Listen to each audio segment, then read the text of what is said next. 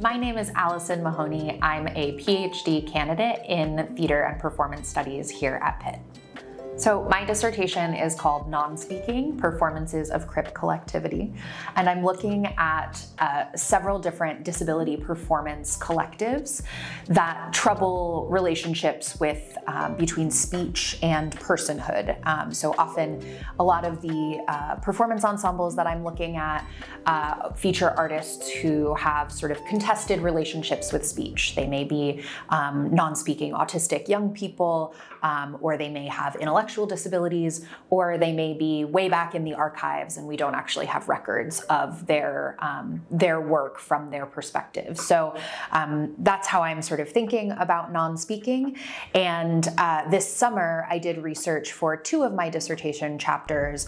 One of them is about a really remarkable performance ensemble called Drag Syndrome, which is a troupe of drag artists who all have Down syndrome. They're amazing. Look them up on Instagram or TikTok.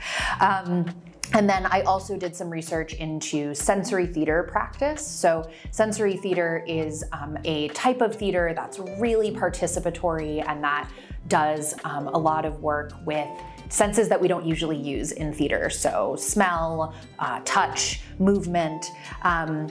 And they're usually performances that are geared towards neurodiverse audiences of usually young people. So I looked this summer at a couple of different performance companies, sensory theater performance companies, who collaborate with non-speaking young people to write music and make theater performances. I got funding to spend a month in London this summer to attend a conference and also to do ethnographic research with the performers of Drag Syndrome. So I did some interviews with them and I observed several of their performances. I even traveled a little bit with them.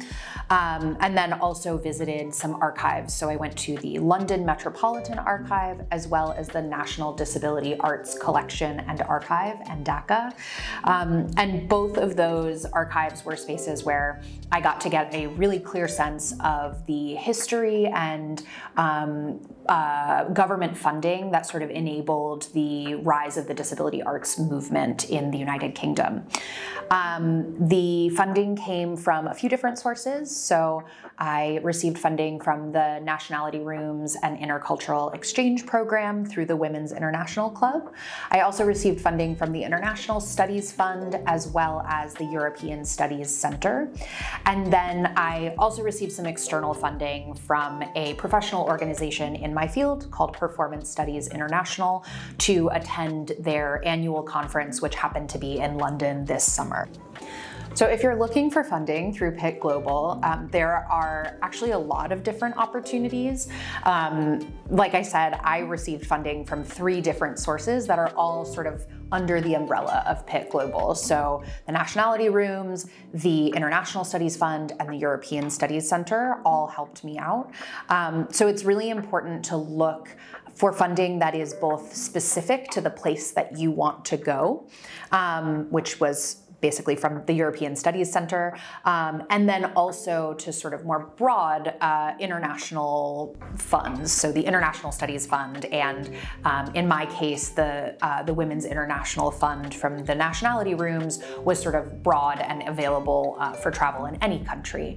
I'd also recommend looking at applying for a lot of different funding sources. So even though I got funding from a few different sources, I also didn't get funding from a bunch of places that I applied. So it's important to sort of cast a wide net, apply for a lot of things, and hopefully enough of that will come through so that you can spend the amount of time that you need to spend in the places that you want to go. The last thing I'll say is that for me, what ended up being really important was to really justify why I needed a full month in London rather than just a couple of weeks. So making sure that you really know why you have to be there for the amount of time that you're applying for, and how extra funding for that amount of time can be helpful for you. So I had a really memorable experience when I was in London. I was actually there for a really important election that happened on the 4th of July, so it was sort of funny for me. But the election basically unseated the Conservative Party from power.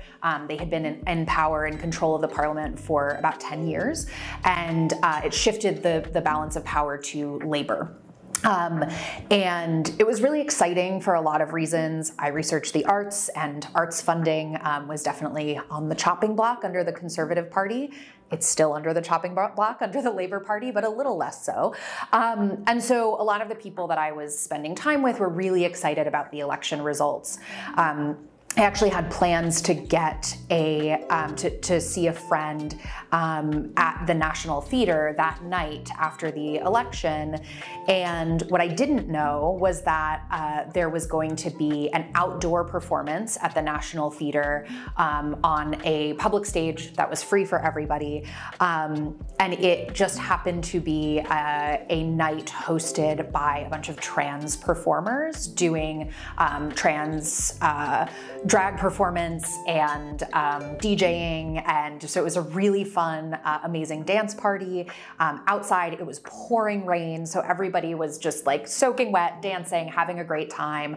And what felt really powerful was that even though we were celebrating the Labour win, we were there was a lot of really important criticism of Labour because Keir Starmer, the new Prime Minister, has gone on the record and said a lot of really terrible transphobic things. And so this trans dance party happening outside at a really big national institution in London felt like a really exciting moment that was both like celebratory and resistant as well. So it was really special to be there that night.